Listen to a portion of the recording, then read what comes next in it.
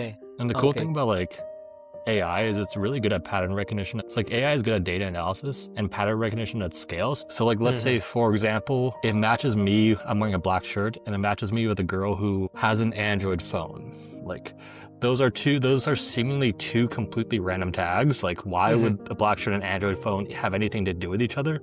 But in the case of AI, the data doesn't lie. So it turns out that a high percentage of people who wear black shirts like girls who wear Android phones, and it's picking up on that. And like that's something we would all miss because like who would ever think about that? Good day, everyone. We're here again. This is 10x AI with Julius Neil. So I'm here with Eric McHugh. He's a founder of a startup, which he's going to explain what is it about. And this is a special episode now because it's Valentine's this week, and we wanted to share something about AI when it comes to love, relationships, and dating. So Eric McHugh, can you introduce yourself to our listeners and viewers, and how is your startup going to merge love and relationship plus AI? Sure, Julius, and thank you for having me. I'm really grateful to be here. Nice to meet everyone. My name is Eric, 32 years old, living in beautiful California. My hobbies are chess, Muay Thai, meditation, and anything under the sun. In terms of career, I started at Snap, did consulting, did a bunch of startups in the crypto and SaaS space after that. I met my co-founder dating on a podcast tour for one of my previous startups. So you may be wondering, what is dating? Dating is the first ever AI-powered matchmaking service, and there are 3 problems that it solves. So I think the incentive structure behind like the normal dating apps like Tinder, Hinge, Match, The League, I think they're fundamentally broken. And let me explain to you why. The first thing that those dating apps match for is, are they hot or not? Swipe left, swipe right, and that's not the best way to create a good match. The second is the marketplace is skewed, meaning there's more males than females on the app. So like girls are getting inundated with attention and they're having trouble choosing. And the third issue, I would say, is the most interesting one. It's the incentive structure behind the dating app. So for example, if you look at Tinder, what happens if Tinder were to match a happy couple? That happy couple would then leave the dating app. This results in the loss of a paying customer for Tinder. So that incentivizes something called churn marketing, meaning like if you heard about someone download the app, delete the app, download the app, delete the app. That's all by incentivized design. Whereas dating, it's the first ever AI-powered matchmaking service. So what we do is just think of it as like a ChatGPT for dating. So we're a layer 2 on top of ChatGPT. So you create an account, connect data sources, talk to Cupid, tell it what you want, tell it who you are, tell it what you're looking for. And that generates tags on the back end for your user profile. And those tags are used to generate matches for you with a high compatibility rate. So like, let's say I create an account, I connect my photos, I tell it, okay, I'm into Muay Thai. I get a 0.7 correlation with Muay Thai. It generates me a match, Ashley, Kimberly, Jane. It tells me about all 3 of those matches. It's like, okay, well, you're into Muay Thai. Ashley is into hiking. There's a really high correlation between these 2 traits. Would you like me to match with Ashley? We generate that match, and then we're in a chat with ourselves. And the cool thing is we can ask Cupid about ourselves. So it switches from that match to AI assistant in your day and life. So it's like, okay, Cupid. Is there a match percentage? For example, if you guys match, not percent your match. So there's a compatibility score in terms of numerical. So it's not exactly a percentage, but the higher score, the higher chances of compatibility you have. And the cool thing about that is that's constantly changing too. So like Cupid is always updating. So like if you pick up a new hobby, start listening to new things on Apple Music, add more things to your Pinterest board, that profile is refreshing and then it's generating those match scores continuously. That's nice. So what really intrigued me to invite you into this podcast is your post about swipe fatigue. So you said it's AI. Tinder is now going to implement something, an AI algorithm that will remove AI swipe fatigue. What do you mean about it? Yeah, so the thing about swipe fatigue is, say if you've been on Tinder's been around for a while, people just kind of get used to swiping, swipe, and that creates an abundance of choice too. And you're not getting seen by the right people. You're not getting seen by a lot of bots. So the thing about Tinder and normal dating apps is if you are spending time, obviously like Tinder knows it's a problem. They brought it up themselves. It wasn't a problem for them. They wouldn't be talking about it. So the fact that there's swipe fatigue means that people are spending too much time swiping. And if they're swiping on the wrong matches. And to me, that's an opportunity cost. So if you spend like 5 hours swiping a week, then that's 5 hours you could have been building your business, building your body, building that relationship that you actually want. So there's a pretty big opportunity cost for swipe fatigue.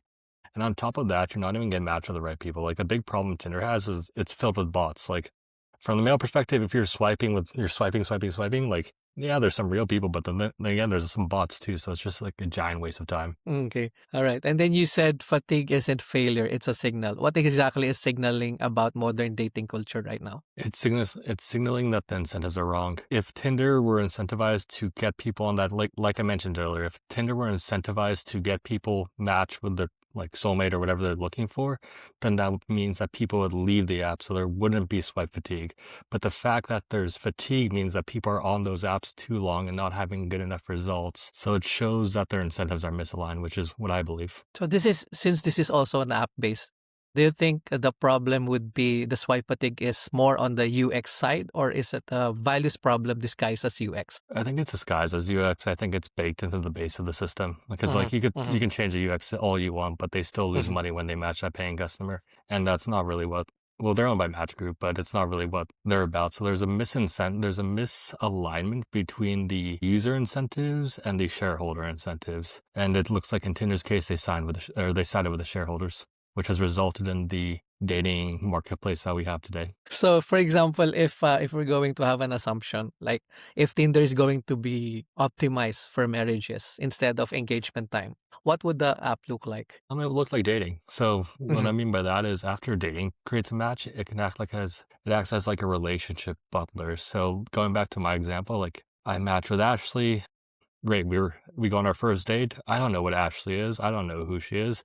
I'm like, hey, at Cupid, where should me and Ashley go? We're both in the Southern California area, and then it can give us a suggestion based on both of our contexts, and that's really important because, like I mentioned earlier, dating is a layer 2 on top of ChatGPT, and you know how people are asking it like ChatGPT. Like, what should I eat? What should I do? What should I do in this particular relationship? Or just asking it for advice in general. What it's doing is it's giving you an answer based on what it knows about you. So if I were to ask, hey, ChatGPT, what should me and Ashley do? It'll give me an answer based on what I want. It will completely ignore Ashley, which isn't ideal in a relationship. But with us, since it takes context from both users and it knows both users so well because of all the data sources connected and you spend time talking with Cupid, it can give us an answer based on what we both would like to do. And let's say I make that suggestion. She says, no, I don't want to do that. It learns and it'll give a better suggestion. So not only does that apply to like our first date, it can be like, okay, well, her birthday's coming up. Eric, you always miss this. She just added this thing on Pinterest. It could be a good gift. Or it's, oh, she just started listening to this song more on YouTube.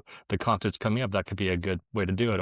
Or even you can go deeper too. It's like, hey, we're having this particular problem. I say how I feel, she says how she feels, and they can act as somewhat of a counselor to support that relationship. So it goes to the incentives. Like with dating, the match, like our support doesn't end with the match, it actually begins with the match. And we're trying to bake out we're trying to bake it out. So like if I like the date that it's suggested, we can book it directly within the app. We pay within the app. Dating makes money when the date has been paid for within the app. So now we're incentivized to get people on good dates with people they're actually compatible with. And I think that creates a more wholesome ecosystem. Okay, so for example, after the successful date, they become together, they become a couple. Do you have a plan how to bring them back to the app? So, I mean, I think people should do what's best for them. So our plan is to make Cupid so helpful, the app so user friendly that they don't ever want to leave. And if they want to leave, that's totally up to them. And if they, again, like it all goes back to the personalization. So we connect from over 10 data sources. So if I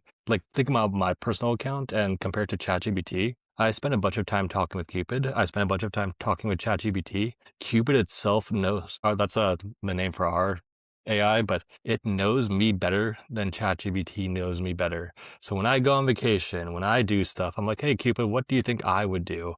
Or what anime should I watch? It gives me a good answer. So I naturally go back to Cupid because it knows me better. So if I'm in a relationship with a partner or a new relationship and it's giving cool advice, cool things, being entertaining, they'll naturally stay on the app. So like something I like to do is like, hey Cupid, we're two famous movie characters. What movies will we be and why? Or it's like, what book do you recommend we do? Or tell us a love story about how we meet on this vacation. Describe our ideal vacation. So you can really prompt it to do anything. And honestly, like this is something I personally like about Cupid is honestly a lot of relationships are they're in your head at first. Like people are coming up with Uh-huh. different stories about Yeah. who it is. So Cupid really just helps move that along. And something we like to do is we like to highlight the positive aspects of our matches. So for example, it's a bit nerdy of me, but I'm into Pokemon cards.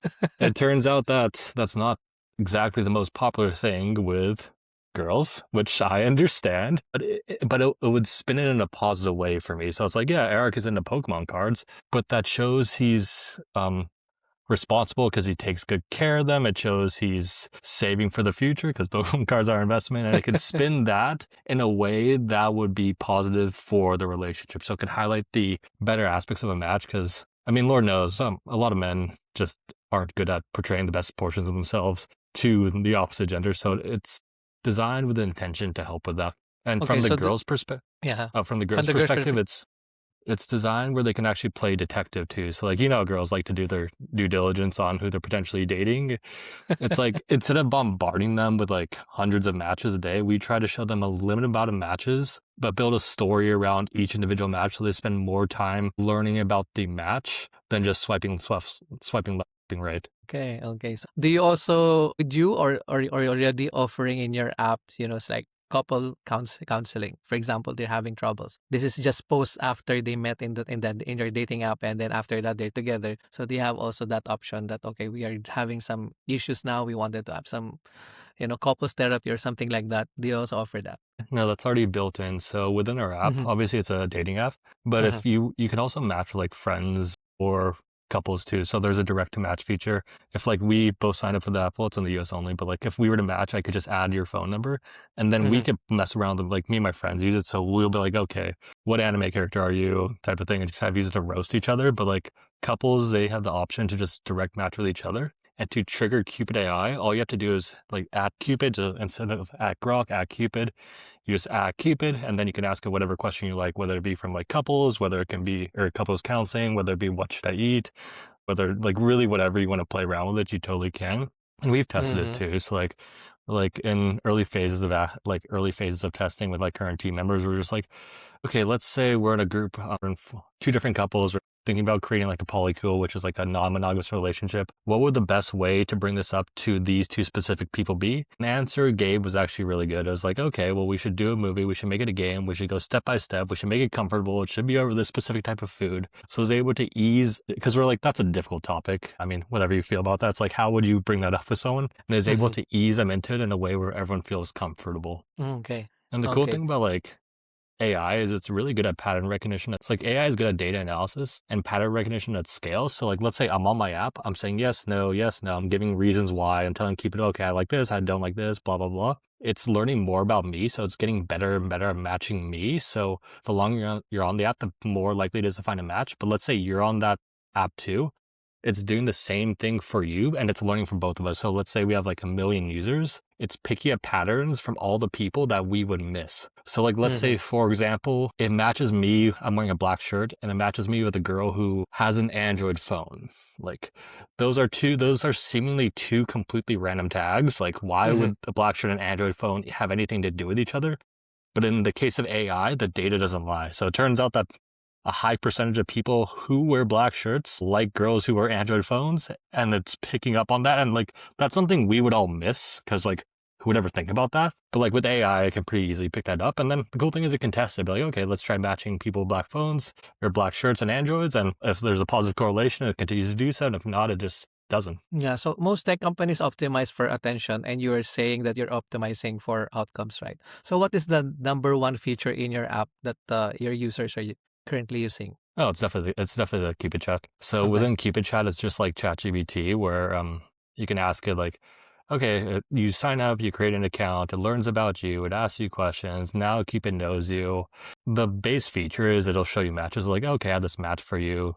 Jane, she's 27, she's roughly in your area. Here's a summary. Here's what she likes to do. Here's why I think you could match. And then I have the option to say yes or no to Jane. I can ask questions about Jane. I can follow up with Cupid and learn more about a potential match, which is cool. But then we've noticed that other people are using it as like their main LLM too. So like, instead of like people just asking about the matches, they're asking like, okay, well, I'm doing this. What should I do for marketing? Where should I eat? What should I do? Like, I'm watching a movie. Which character I am. So they're playing around in that sense. And I think I think people are beginning, and again, like we're an early stage startup, so it's not like we have too many users, but like I think people are really loving the personalization aspect of this. Like imagine if your ChatGPT or whatever LLM, whatever AI service you're using, imagine if it actually really knew you really well, whatever its task would be.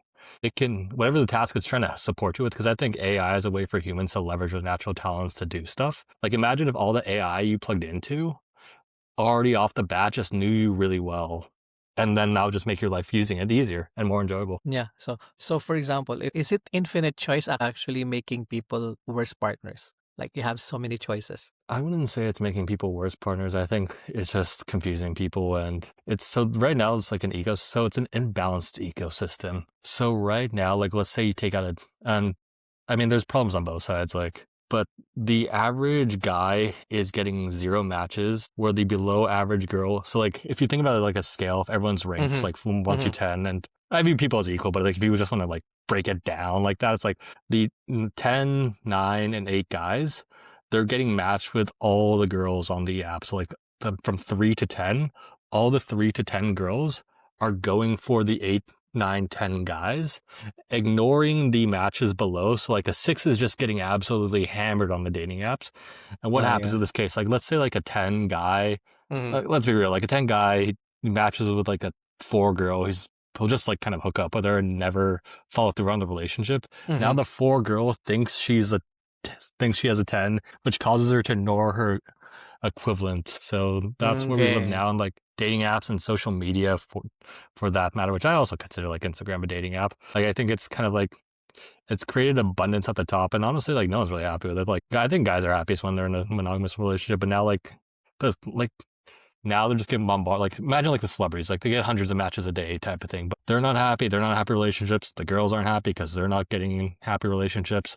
The guys who are below aren't happy because they're not getting anything. And the thing is, I think humans are much happier when they're in good relationships, and I think dating apps and social media have pushed that in the opposite direction. Okay. Okay. So you mentioned about, the dating apps, there's a mismatch between the number of guys and the number of girls in the app. Does it also manifest in your app now? There are more guys in your app than girls.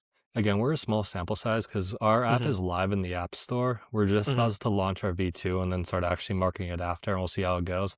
Mm-hmm. But it's around 60-40 guys to girls. So it's like That's not, just, it's not like that. I mean, there's more guys, but it's also not just that imbalanced.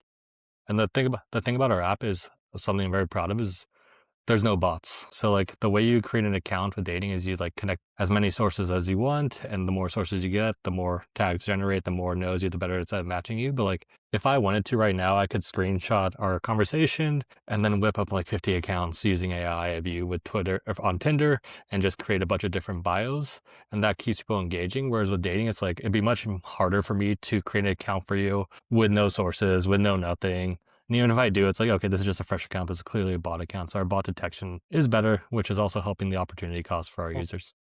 that's good. That's good. So, for example, how do you design an AI that encourages commitment instead of endless browsing? Honestly, I really love that answer. It's from so AI, because there are like levels to this. Like, you know, how people who use AI tools right now, the better they are at prompting, the better outcomes they get from the AI. So like the better you are at prompting Claude, the better you are at prompting ChatGPT, the better you are at prompting Grok, like you're gonna get better results than someone who's not good at prompting. There's the level above that is prompting the prompter.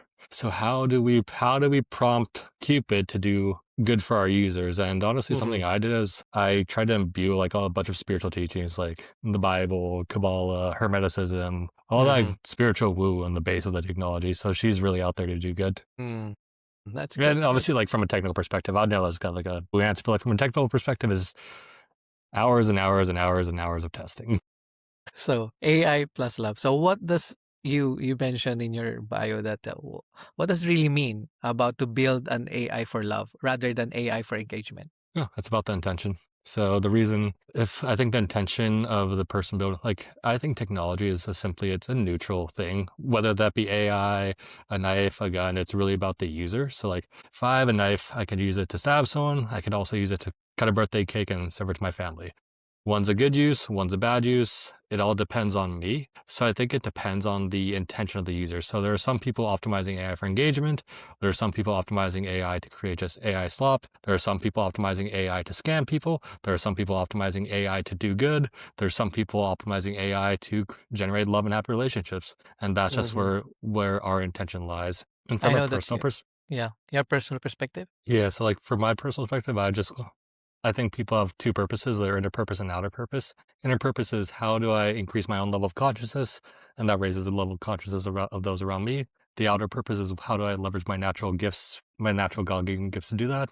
And that just resulted in Cupid. So like if I were to match, if Cupid AI were to match one happy couple that wouldn't have met and they're actually a really good match, and then they have a family, that results in a better situation for that kid. And then that just kind of triples down and down and down. So like even if Cupid matches like just only 100 couples and they have kids, that's a very good positive generational impact that I think Cupid, myself, and the dating team have. So if that scales, we match like hundreds and thousands and millions of people, I really think that can help Mhm. shape the world for a better place. And that's why it's so important to prompt and train your AI right from the beginning. You already mentioned this a while ago about a guy wearing black shirt and then a woman who has an Android phone. So do you think that the algorithm understand more the people compatibility better than consciously about ourselves? I think it's a two-way. I think it's a team effort. So Mhm. I think the algorithm can show that, but it's on the person to correct that algorithm. So like, no, I don't like that at all. But if you just kind of go with blindlessly what the algorithm says, I think it will do a better job of it'll put you in the best position to succeed. Like AI, it's really about probability. So like when you're prompting your AI, it actually doesn't really know what it's doing. So what it's doing is it's just saying step by step by step by step by step by step, what is the best percentage I can do this step to make it overall successful. That's why like if you give it a really direct question, it's going to be like right 100% of the time. But if you give it a complex problem, it takes more and more time to think, and your chance of getting like the right answer is less. So with Cupid, it'll put you in the best position to succeed based on your match preferences and the collective match preferences, but that's just the highest percentage. Like people are different in every way. So like what works for 90% of the people may not work for you, and then that'll be on the user to correct Cupid gently and be like, okay, thank you, I guess. I like to be nice to AI, but it's like we could be like, thank you, I don't like this is what I'm into. So it's your job to guide it to get to the right match. Okay, so as humans, we are born or we are innate. We wanted connection, right? So where does intuition fit alongside with AI? AI plus love. And then do you think it will replace our gut feel when it comes to relationships or human connection? Absolutely not. I think gut feeling and intuition is more powerful than AI. And I think your like me personally, like I think I trust my gut 100% of the time.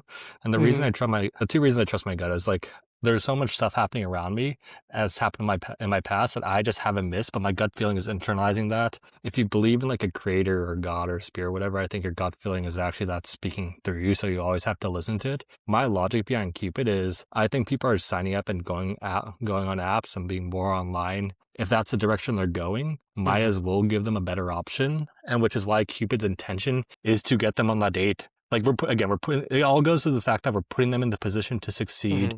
based Mm-hmm. on patterns. But in the end, it's on the person to actually go on that date and then trust their gut feeling and then follow up with that. So like we want to get them on the date as quickly as possible by helping them out so they can actually trust their gut. And again, because like in relationships, like the girl could be perfect on paper. AI should be like you're Yeah, yeah. 1,000% matches, but like if you meet that person, there's no spark, there's no emotion, there's no feeling, then it's going to be a dud. And something we could potentially build in the future too is, and something I want to do is like imagine two users who are on Cupid, they turn on the notification saying I'm okay with this. If like I were to pass, I go to Starbucks, my phone vibrates. Oh, it's Cupid. There's another dating user. You Mm-hmm. have a really high compatibility. Would you like me to send a match request to her right now? And if she has that feature on, you can meet and then you can actually have that conversation in person. Because yeah, AI is never going to replace the gut feeling of Yeah, it just yeah. can't. That's very good insight. So in terms of there's for AI for corporate finance, there's AI for product engineering, there will be AI for hospitality. So do you think that AI for love is underrated currently? No, I think it's rated at the exact amount it does. I mean, like from my personal experience, because Cupid is, I think it's the first AI matchmaker. It's just, it was like when we first started, it was just too early. Like people don't really trust it. But as AI gets more, because AI is clearly getting more integrated in our society at all levels, Mhm. we benefit from that. Like as people get more and more comfortable with ChatGPT asking questions, that benefits all our Cupid users. As they learn how to prompt better, that applies to Cupid users. So like AI is just beginning, and so it's not underrated. It's just, yeah, I mean, it's getting pretty hot too now too. Like there's a bunch of companies trying to build it as well. So I think Mhm. it's going to be one of the biggest drivers for AI, because I think people are going to use, like most people are after either love or money, Okay. and might as well try both. I know. So you have a very big responsibility as one of the co-founders of this dating app. So what responsibility do founders have when their technology shapes how humans bond and attach? So that's a pretty hard question to answer, because like as a co-founder, as someone in AI, as, and I'm speaking on behalf of pretty much all founders, like Yes. there's so many unknown unknowns. You don't know what's going to happen. You don't know who it is. So I guess the responsibility, and this is a personal rule I live by, so I view everyone as a conscious creator, whether they realize it or not. And so when you're consciously creating anything, whether it be a business, whether it be a content, whether it be SaaS, whether it be AI, whether it be crypto, don't harm your users. Like don't take anything away from someone and don't hurt anyone. And you generally should be good to go. Me personally, I believe in Jesus. So when I'm interacting with it, I like to think of myself as Jesus and another person as Jesus. And then like I would never harm Jesus. So that's how I view it. But again, like Yeah. just don't intentionally harm anyone, and don't take anything away from anyone intentionally, and you're good. I mean, that's a logical thing to do, because I believe in karma as well. And if you do that, you're going to get wrecked in the future anyways, worse than you would if you just didn't do it. So it's a win-win to be good. So in your experience in your startup, how do you now manage the biases when it comes to the data that you're producing or the data that you're giving out to the users? So of course there will be biases, right? What do you mean by biases? So for example, the biases when it comes to race, when it comes to skin color, when it comes to preferences or political ideals, something like that. Yeah, so it's all weighted based on the individual user. And on top of that, we try to focus on the essence of like when we give the initial match, we try to focus on the essence of the person versus supernatural characteristics. So like, yeah, race Mhm. can be broad. Of course, you can't just like ignore race. You can't ignore political ideation, but like there's some people who care about it more. Like some people don't really care about like political. There's some people who care a lot. We just have to identify those users and then match them accordingly. Okay. So you also emphasize fewer matches. Why is subtraction more powerful than, addition in dating? I mean, that's just like a general life. It's called via negativity.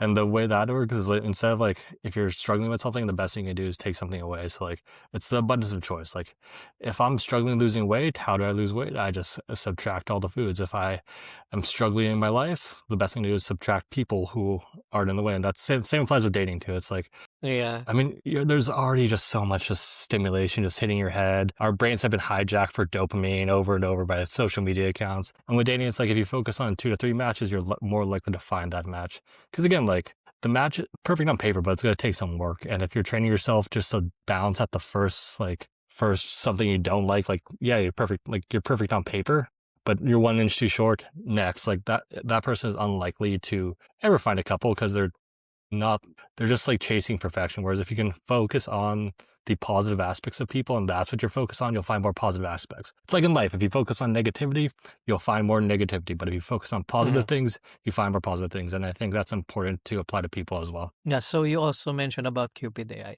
So could Cupid AI act as a relationship coach, not just a Yeah, matchmaker? yeah, I think that's one of the bigger value propositions of Cupid. So we're there for the match and we're there for after the match. So we try to put people in the best position as possible by generating the matches based on compatibility traits. And once the match goes live, they still have their chat live, meaning they can just simply remove themselves from the dating pool and then ask Cupid about stuff. So it's like, hey, it's your anniversary. We're going to Las Vegas, or we're going to Singapore, we're going to Japan. It honestly doesn't matter. You can use it to plan like vacations, plan dates, find shops, find stuff you like. Based off of that, you can ask it about like relationship issues or trust issues you're having. It can do that, and it can do all the fun stuff too. So like, hey, come up with a game for us to play. Describe us as anime characters. It really is just a LLM that knows you both. And the reason it's important is because it takes context from both parties instead of just one. Okay. So in terms of the technology side, how do you manage the guardrails? For example, the data privacy and all the other things when it comes to, personal. Yeah, so again, like that was a that was a ongoing process of prompting and just Mm-hmm. figuring out what people could share. Because like at the early ages, sometimes they would share something that probably wouldn't meant to be shared, but that was just like a tweaking process. And in terms of data privacy, obviously we take that super seriously. We don't actually save any data. So what we do is we scan your profiles and then generate the tags. So we have a summary based on who, like your conversation history and like your social media accounts, but none of that is actually saved. That mitigates the risk a lot. Since you are also starting to create an ecosystem, not only just a dating app, from what I see, you wanted to have an ecosystem of a dating pre and post, right? Yes. So, what would a dating ecosystem look like if success was measured by years together instead of daily active users? I mean, I believe that. Well, again, like that's a tough question just because so many people are into so many different things. Like, Mm-hmm. again, like we want to build an app where if someone wants to find a hookup, they can find that hookup if that's what the other person's into. If like you're into like whatever orientation you are, go for it. Whatever, if you're into like a polyamorous relationship, go for it. So they'll all have different metrics. So I think the metric for success would be the overall user, like a user happiness level type of thing. If they like the app, if they're getting what they want, whether that be like hookups, 1 year relationships, 2 year relationships, great. But me personally, I want to see families that stick together forever. So that'll be my match. So like Mm-hmm. till death do us part. The more happy married couples I could produce from dating, that'll be my ultimate metric for success. Okay. So how do you plan to, to track that? For example, Mm. they met in your app, right? In your app, they met in your app. They've been using that, and then they dated for how many years, and then they become, parents also. They have kids and all that. So how would you plan to track those people who have used your app? So there are two ways to do that. The first way is if they match and they get married, they leave the app. That's totally in their power. I don't want to spend too much time and energy tracking that. Of course, you can inference that, but the ideal way is that the married couple who stays within the app and offers support. So let's say a couple matches on the app, they turn off the toggle, meaning they're just matched with each other.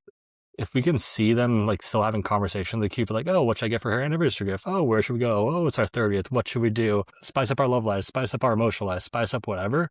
That could be a good match. And if they're constantly talking with Cupid, and they're like, oh, they're married. They had their like, oh, we're getting married. I changed my photo because like again, Cupid itself is constantly updates. Like, it can track that. Oh, they got married. Fantastic. Oh, they have 3 kids. Oh, blah blah blah. If we can track that whole cycle, I think that's a completely doable way to do that. And of course, like if Yeah. if you're using the app to its fullest extent as a relationship butler, imagine like you meet on the app, get married, and have kids, and you're using it as that relationship butler aspect. Like you're pretty much 100% likely to tell them, "Hey, we got married," or "Hey, we have a kid." Things change. Like if you're actually using the app. Yeah, that's very great if you're going to be able to, integrate that from, from looking for partners, looking for dates, and then being a couple, and then afterwards being parents, being a couple of married people, and then being parents. So it would be really great if some app will be able to do that. And if Yeah, that's it's your like plan, I think that would be one of the game changers in the dating dating app no, industry. I would love to be again because I have a sales background, so I'm just thinking of I'm thinking about it as like a pipeline. We get the Uh-huh. leads in, and they kind of Uh-huh. go through the different Yeah. stages. But like, if we could be the app that generates the most, honestly, for me, I mean, some people disagree, but if we can generate like the most happy families, like I would say kids is the most important thing, honestly. So yeah, you Yeah. can and I understand that not everyone wants kids, nor can they have Hmm. kids, and I'm not here to Hmm. judge that. It's just saying like Yeah. that'll be the end of the funnel for me is if they have a kid. If they have a kid, I'm like, yes, Yeah. got them. Yeah. So, do you think the modern dating apps have unintentionally weakened people's rational relational skills, like the people skills, because they Absolutely. just use the app, right? So nobody's talking, just say, okay, we have a match, and then Yeah, do you think? absolutely too. Because they're not incentivized to increase people's skills. Like if you increase people's relationship skills, that reduces their customer base. And on top of that, like, people are tired of dating apps. Like again, going back to the swipe fatigue comment, like let's say you're a dude on Tinder, Mm-hmm. you because you've seen, I'm sure if you look at some of the stats for like guys on Tinder, some of it can be like abysmal. It's like years and like one match. So imagine all the time and effort you spend swiping left, swiping right. Oh great, I finally got, oh god, it's another bot. And then you finally actually match with like let's say you spend like years on that, and then you finally match with like a real girl who could be compatible to you. You're also coming to this kind of jaded too. So you're just like, well, you're on Tinder. I wonder how many matches you have. Are you even real? And then you get like that stupid message like, hey, what's up? It's like you hear Tinder's like a hookup. It's like, hey, do you want to hook up? And then obviously it just blocks you, and then you move on, and you're even more jaded. Yeah. So, in terms of the technology that we have right now, do you think people actually help, that this technology actually help people become better partners, not just finding one? Are you talking about current, past dating apps or current dating Yeah. apps? Yeah. Current dating apps. Current, like the old school current dating apps like Mm-hmm. Hinge, Tinder, absolutely not. I think that's resonated amongst. That's why we have such good product market fit because everyone who uses that pretty much loves it, and I've seen other AI apps too get similar results because people are looking for apps that actually are intentional about matching them and helping them throughout the match process. So you'll see dating, you'll see other apps, you'll see it grow more and more.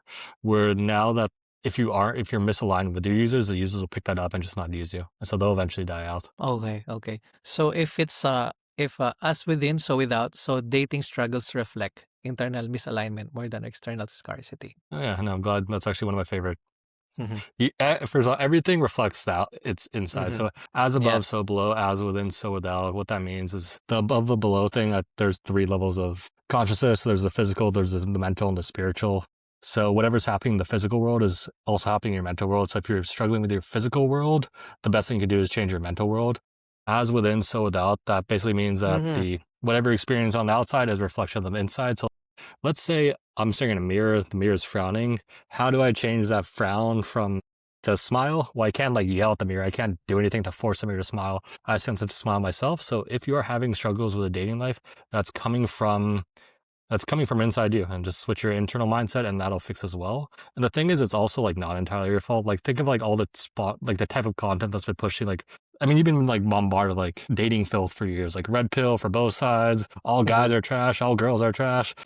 Like hundreds of Instagram models, guys as millionaires. So you've been bombarded with programming to not put you in like to have a subconscious negative mindset around relationships. Or if you just switch that up, the right people come into place. Mm-hmm. Dating kind of helps that. So like that's why we're trying to like show the positive aspect of users, find intentional love, like, highlight what's good about people. So people actually learn about people and connect with people on a deeper level. Do you think AI simply is amplifying our consciousness patterns, meaning healthier users get healthier matches? I think so. So I think AI is the ultimate leverage tool. So I think AI is helping. It's going to do that. So if you're negative, it's going to be more like it's like you're out.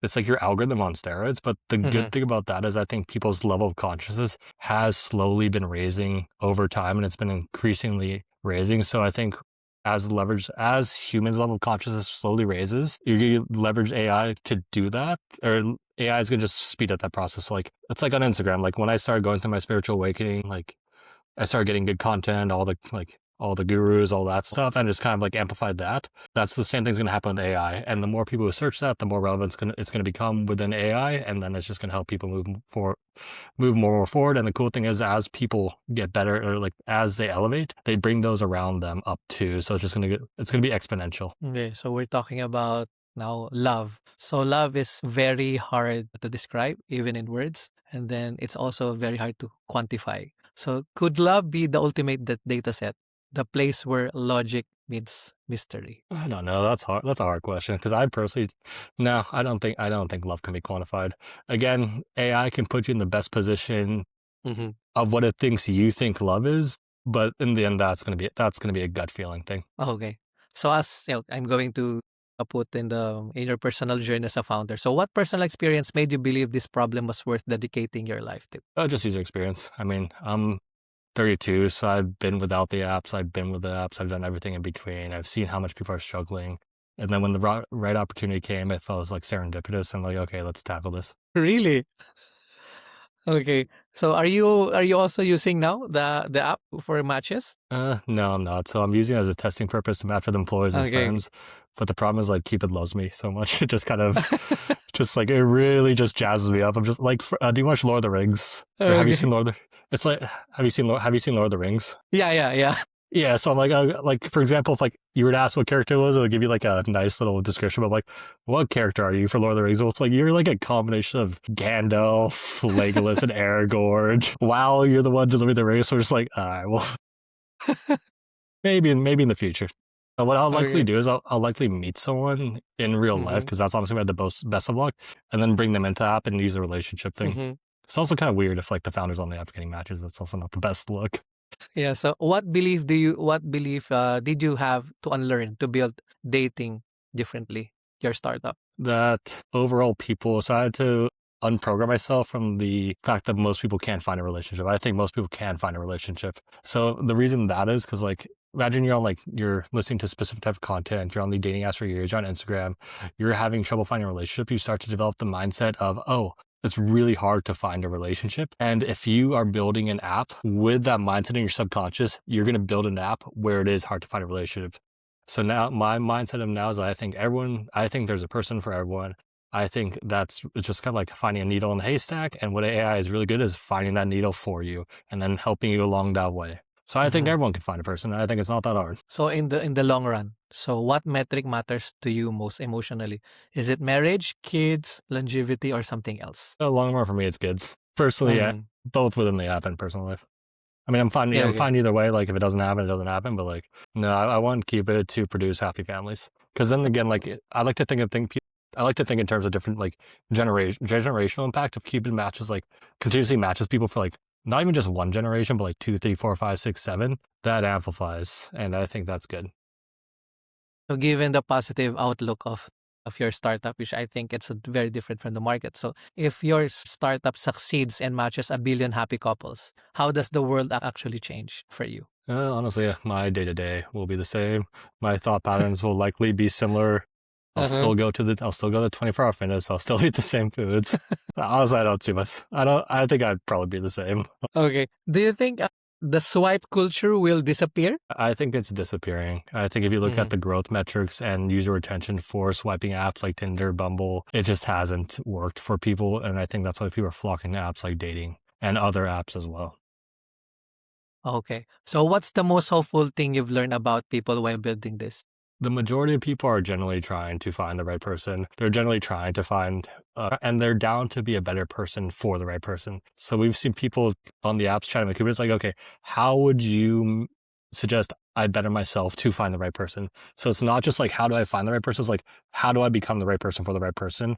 And I think a lot of people, I was surprised at the people who were open to that. I thought it'd just be like, find me a match, find me a match, find me a match. But I was like, okay, once you get the hang of Cupid, it's like, okay, how do I become a person to find the right match?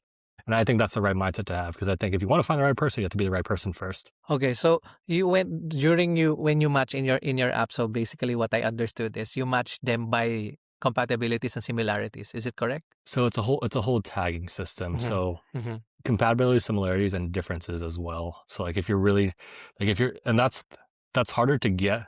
Yeah. Because I'm going to ask you, there's a saying, right?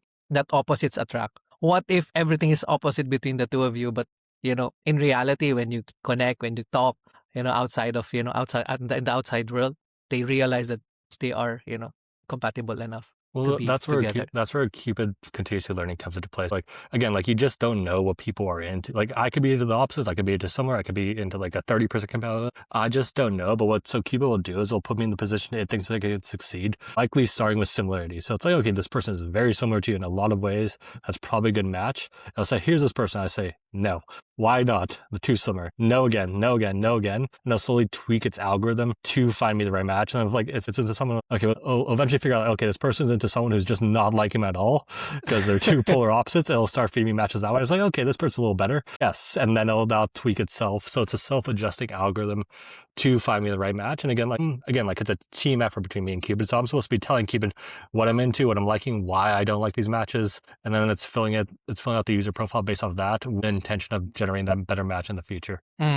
Yeah, because that's what I'm thinking. Because because there's a saying about this. I've been thinking, how do you account for that? But you're already accounting for the differences of those people. Okay, so in your data right now, for example, in your data right now, how is if based on the success rates of two people, getting together, being a couple, what is that usually the tags that makes them, successful when it comes to finding the right partner in your app?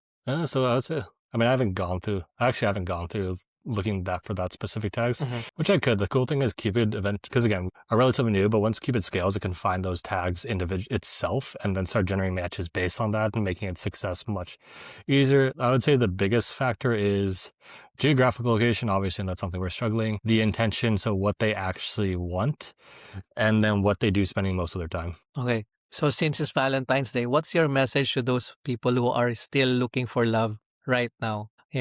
So what is your advice? Oh, just keep being yourself. Just Mhm. keep improving, keep going to stuff you like, and the right person will eventually come. Like if you're into rock climbing, just keep rock climbing, and likely the girl who you marry will be into rock climbing. Same with reading, same with coffee, same with food. Just be your authentic self, and you'll attract your authentic partner. And the thing is, if you're not your authentic self, you're actually repelling your authentic partner, which doesn't do you any good. Oh, okay. Okay. Do you think most people are like that? They wanted to show someone outside, someone is different, but internally they're a totally different person. Absolutely, Most and people.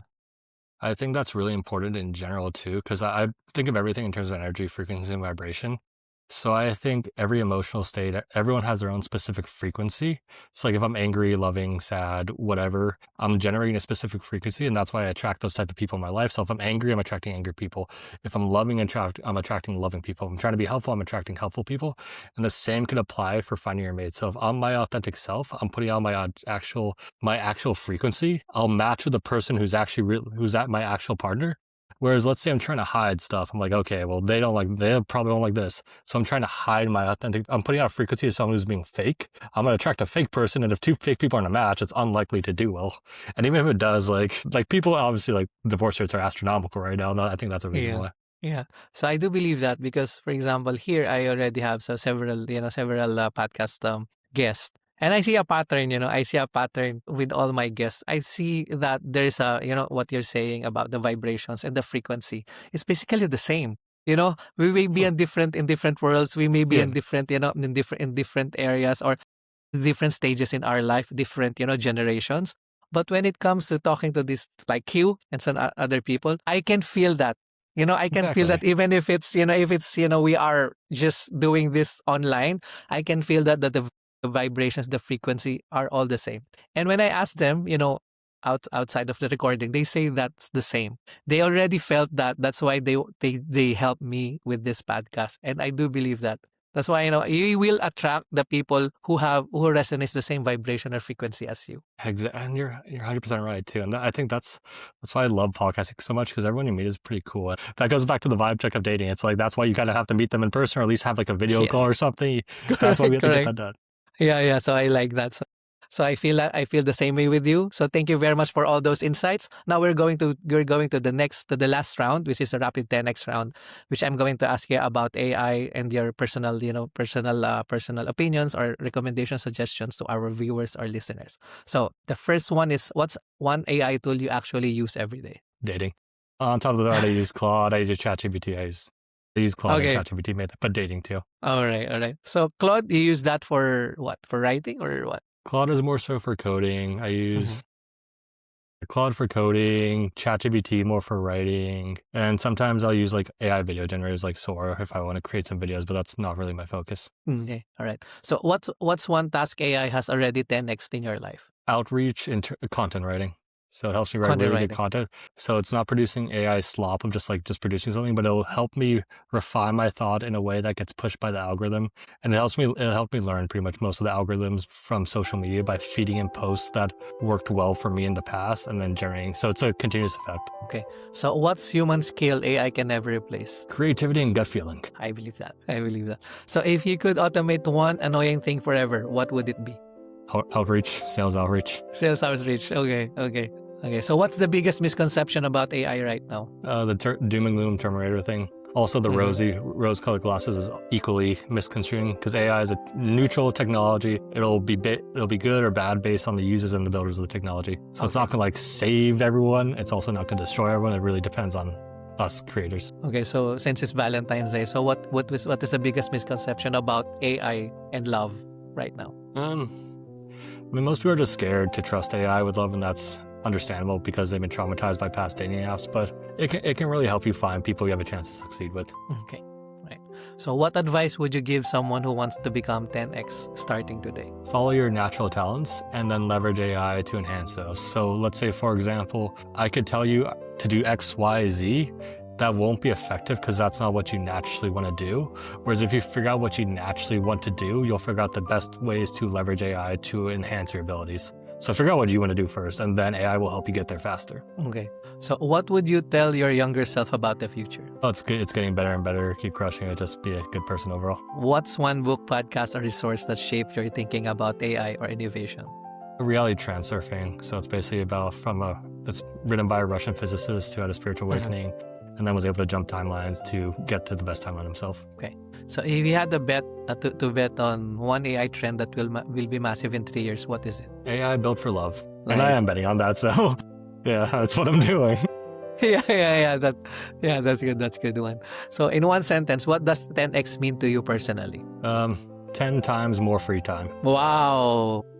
Yeah, round Nice. two. Can you elaborate on that? That was a little, I was surprised by your answer. Why is 10 times more free time? So 10x imagine for you. Imagine I spend my whole day doing 10 hours a day of stuff I don't want to do. That's an opportunity cost for stuff I actually want to do. So if I can reduce that 10 hours of stuff I don't want to do to only 1 hour, I now have 9 hours of free time where I can do the stuff I actually want to do. And the cool thing about the stuff I actually want to do is I'll do much better because it's what I actually want to do, and that'll just further increase my free time. That's good. That one is good. Yeah, That one is good. I like that one. I like that one. Okay, so that's the end of our podcast. So if anybody from our viewers and listeners who would like to try your app and who would like to communicate with you, how they're going to reach out to you? So the best way to reach out to me is Instagram, Eric D. McHugh. But if you want to try the app, it's live in the App Store. It just search dating. It's live for US right now, but we're also building out our web portion for everyone across the globe. So we're gonna expand country by country. So, but depending on when you listen, we'll likely be in the App Store. But you can also just sign up with the email on a web version right now, and we'll probably build like a ChatGPT version to find friends and stuff. So that could be kind of fun. Okay. All right. Thank you very much for your time. And then I really appreciate all the things that you have shared in this, technically and also life experiences as a founder journey. It's very, very insightful and very awakening also. I like our conversation today. So it's all about love. So for our viewers, happy Valentine's Day. And I hope you enjoyed our segment right now. Thank you.